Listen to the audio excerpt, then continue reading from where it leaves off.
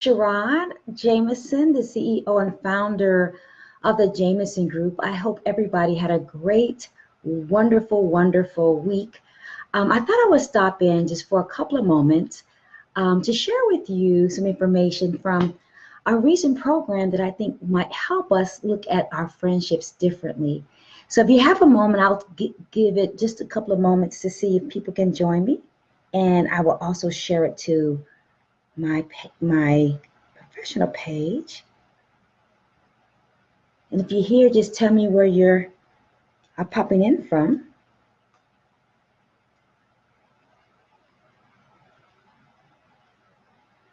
Hey, Michelle, Mitchell. You know what? I should wear my glasses. Thanks so much for joining me. A couple more people to join me. I'm trying to share it. It's Mitchell. How are you? Jameson, the CEO and founder of. Hey, Michelle. Tammy, I'm trying to share it to a group. I should wear my glasses. Thanks so much for joining me. A couple more people to join me. I'm trying to. There we go. I think I have shared. Hey there. See, I can't see the comments. Let me see if I can see the comments. There we go. Hey, Crystal and Laura and Joanne and Tammy. Congratulations. Hey, Jay. So good to see you, Miss Bean. Well, I guess I get started. And if you think it would be helpful, or I would love for you to share it. So let's talk about why we can't keep our friends, right? Why can't we keep our friends? And if many of you know, hey there, Crystal, I love to use frameworks to share information. So I'm going to use the acronym called CARE, C-A-R-E. Why can't we keep our friends? Because we have trouble caring. So what is the C? Many times we have trouble keeping our friends because we can't keep confidentiality.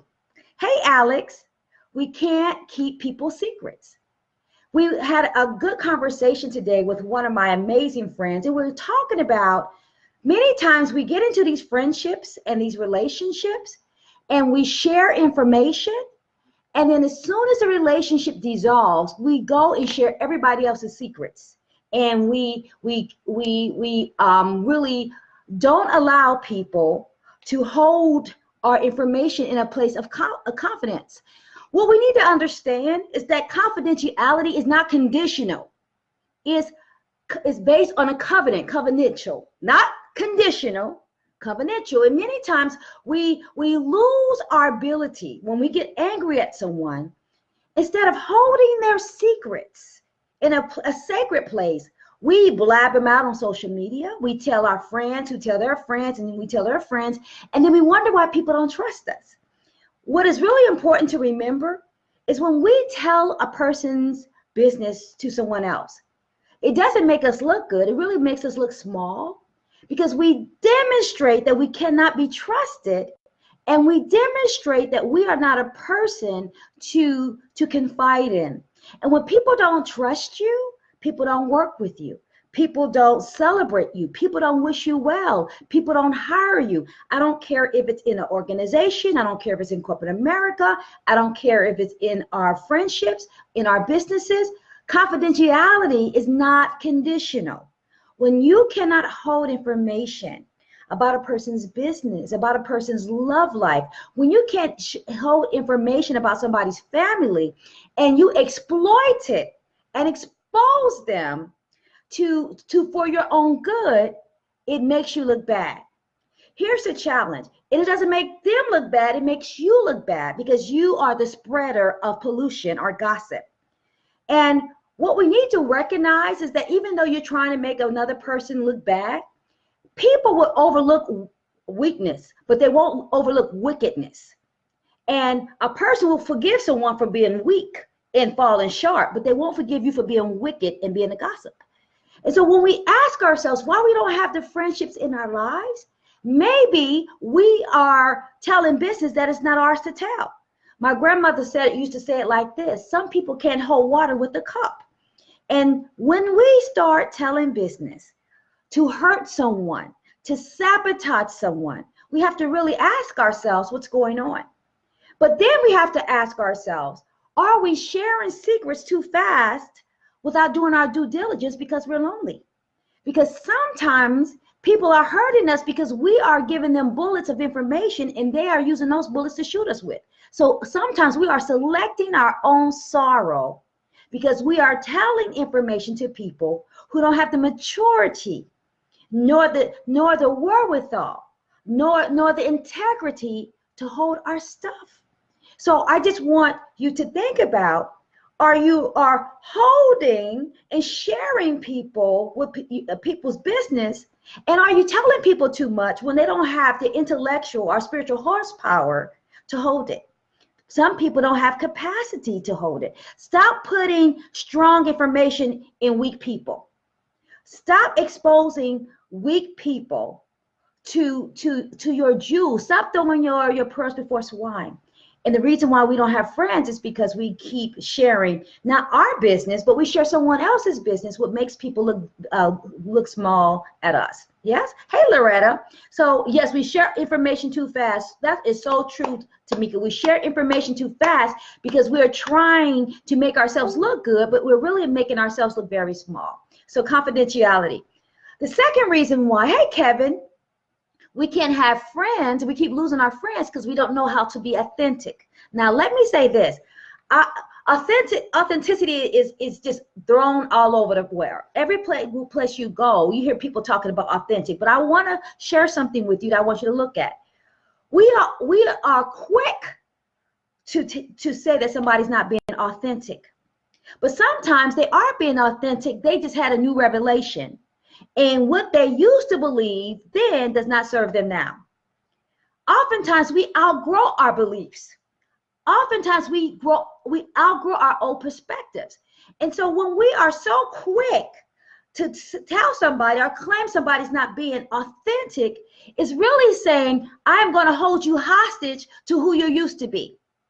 I'm going to hold you hostage to an old belief system because your old belief system made me feel good because I am so insecure in your ability to grow that I have to label you as inauthentic because you are starting to transform and leave me behind. So that is really the problem when we want to label somebody who's not we say they're not being authentic, yet they are being authentic. They have had a new revelation. They have some new information. They have grown. They have transformed. And that old belief system that provided and governed their life no longer governs them anymore. So instead of telling us and labeling people as inauthentic, why don't we understand that maybe people are growing? If you're having the same conversations at 40 that you had at 30, that's the issue. It's not that somebody's been authentic. That means that you're stagnant. And so we got to be careful to stop labeling people because other people are growing and we are not. And people have the right to change their mind when they feel like it. Just like Dr. Maya Angelou used to say, when you know better, you do better. And if a person starts to know better and they start to shift, it's not that they're being authentic. It's not that they're flipping-flopping. They're growing. And if your relationship does not have a lot of room to grow, you're going to be left behind. People do not want to be held hostage to your limited thinking, right? If it's a belief system, systems change, systems grow. We cannot hold on to outdated paradigms to hold on to stale people. Let the stale person go and get you a new reality. Because when you have a new reality, because you can have a new elevation and a new relationships, because you can't have new relationships with all reality because people who are growing people ain't going to hang around with someone who's stagnant. Stagnation is what prevents elevation. So we have to understand people are growing and stop saying that people are being inauthentic. No, they're growing and you're not, right? And so I want us to ask ourselves, are we losing friendships? Hey, Annette, because we are labeling people as being inauthentic when what's really happening is that you live in your life like a parked car. And you haven't moved in 5, 10, 15 years, same beliefs, same mindset, same job, same unfulfilling relationships. You are a parked car and you're mad because somebody else has driven off into their future. driven off into a new understanding, and driven off and left you. And so what you do is say, oh, they're off inauthentic. No, you're just not growing. And so we got to make sure that we know what's happening, okay? In authenticity. The third reason why we can't keep our friends, honestly, is because we don't know how to sit in reflection with people. Hey, Annette and Paulette, sit in reflection with people. What happens is we have great friends, and then instead of sitting in that uncomfortable place and asking them questions, we want to tell them what to do. Grown people don't want to be told what to do. And one of the best things you can do is have what I call a thinking partner who knows how to hold space for you in that uncomfortable place, hold space for you, because the answer that you need is already inside of you. Everything you need is already inside of you. You came to the world wired to win. You came to the world with greatness, to have income, influence, and impact. You don't need a solution, a cheap, quick solution, and you don't need somebody to give you the benefit of their inexperience, right? In their ignorance. What you need is somebody to hold space for you, to ask you questions, to bring out the answer that is already inside of you. And when you have great thinking partners in your life, you have better results, and you have renewal and revival. Better results because you develop strategies. You have renewal because you can lay your burdens down, and revival because they give you new fuel. If you have a friend who knows how to reflect with you, you don't need someone to tell you what to do, because that's not helpful.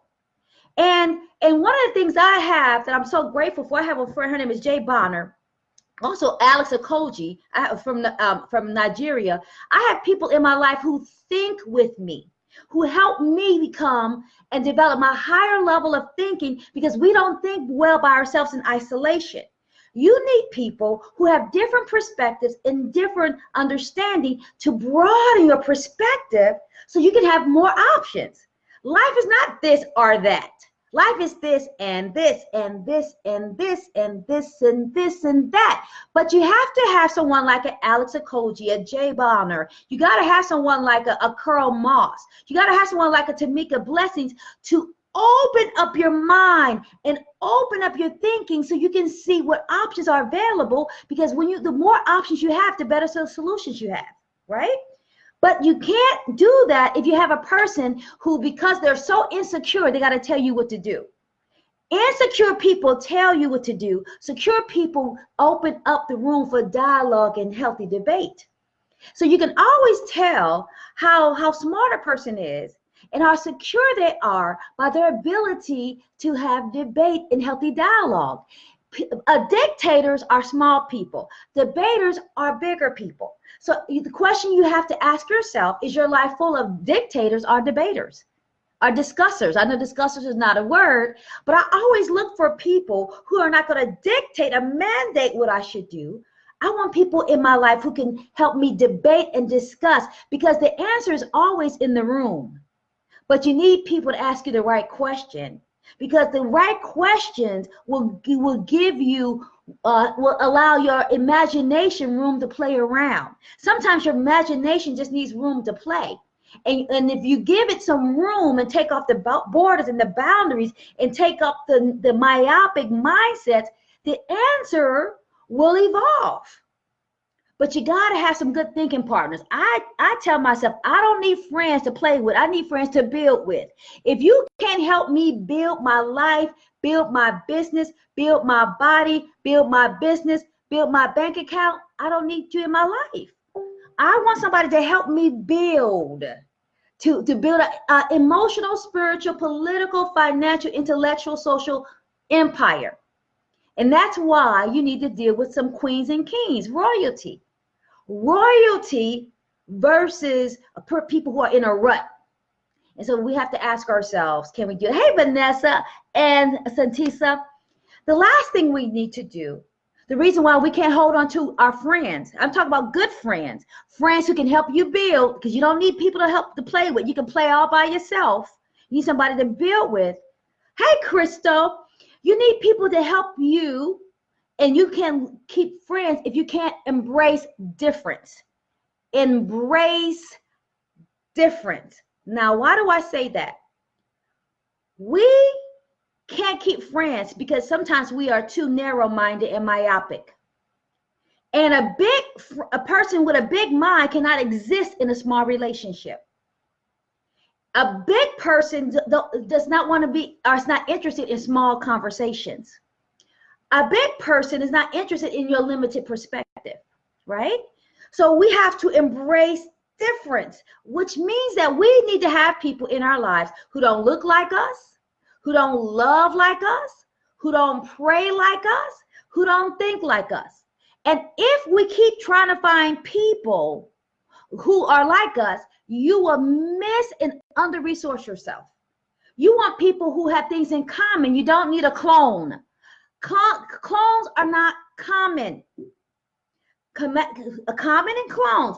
We need people who have a shared value system, but they don't have to believe everything you believe. In fact, if you have everybody who believes the way you believe, you have limited yourself to basic solutions. You have minimized your problem-solving skills if everybody thinks the way you do. Because why? You only see things in part. And so since everybody owns a different piece of the puzzle, the way to expand your life is to have people who have different pieces of the puzzle. That's why I make sure that I have friends of every culture, race, faith, sexual orientation, gender identification, income bracket. I have friends who have GEDs and PhDs. I don't want everybody who thinks like me, because really it shows that I'm insecure if you do that. You need to embrace difference. Why is that?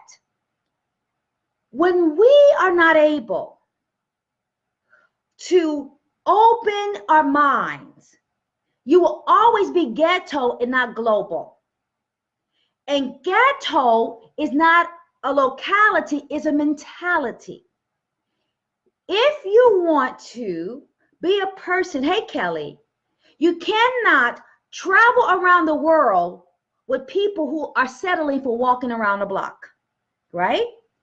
Again, I'm gonna say this again. You cannot have friends who are interested in traveling around the world if you are okay and you're settling and you're content with walking around the block. That's why we need people to stretch us. And we have to embrace difference, lest we minimize our ability to be all that God has called us to be. So reason why you don't have some good friends, I mean, people who you can build with, people you can collaborate with, people who you can have different organizations and structures and change policies and protocols and paradigms, is because you don't care. CARE is an acronym. One, I'm going to review this. One, can you keep confidentiality? Can you shut your mouth? Can you keep a secret? Because not being able to keep a secret says more about you than another person. Confidentiality. If you can't hold somebody's secrets, don't expect them to hold you. Yeah? Can you keep a secret? Because again, confidentiality is not conditional, it's covenantal. I can never say the words. Based on a covenant, a pact, a agreement. So are you keeping a covenant? Are you confidentiality is being conditional? Because there's no reason why, unless somebody's going to kill themselves or harming a child or breaking the law, that you should tell somebody secrets. Two, authenticity. Are you labeling someone as being inauthentic because they're growing and you're not? Are you living your life like a parked car? And if you are, nobody's interested in jumping in the car with you. So stop labeling people being inauthentic because they want transformation and you want to sit in your stagnation. Sit there by yourself and be okay. No judgment. Just, but if you want to roll out in the mud, I ain't gonna get dirty with you, right? Again, reflection means that, do you have thinking partners in your life that can sit with you and ask questions?